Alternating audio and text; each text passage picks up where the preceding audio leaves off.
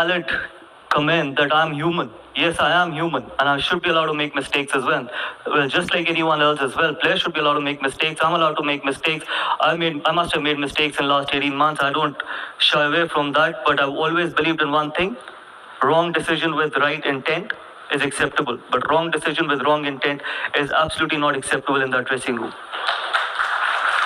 গত 18 মাসে আমার তরফ থেকেও ভুল হয়েছে, আমিও তো মানুষ নাকি? এই কথাই বলেছেন গৌতম গম্ভীর। মাত্র 18 মাসেই ভুল স্বীকার। কিন্তু কেন এমন বললেন গৌতম গম্ভীর?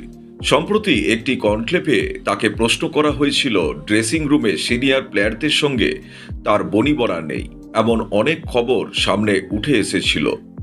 রোহিত শর্মা এবং বিরাট কোহলির সঙ্গে তার সম্পর্ক কেমন?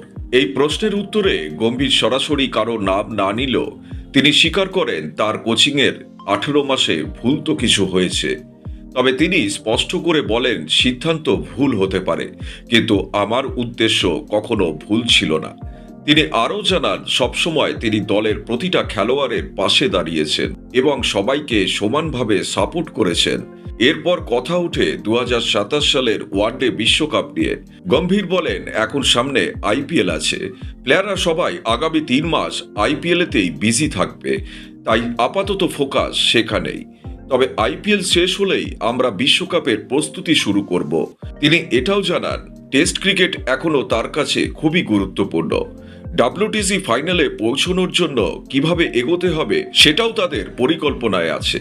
এই পুরো ইন্টারভিউ থেকে সবচেয়ে বড় বার্তা যেটা উঠে এলো, গম্ভীর নিজের ভুল স্বীকার করেছেন, কিন্তু নিজের লক্ষ্য থেকে একটুও সরে যাননি। এখন তার চোখ শুধু একটাই টার্গেটে, 2027 ওডিআই বিশ্বকাপ।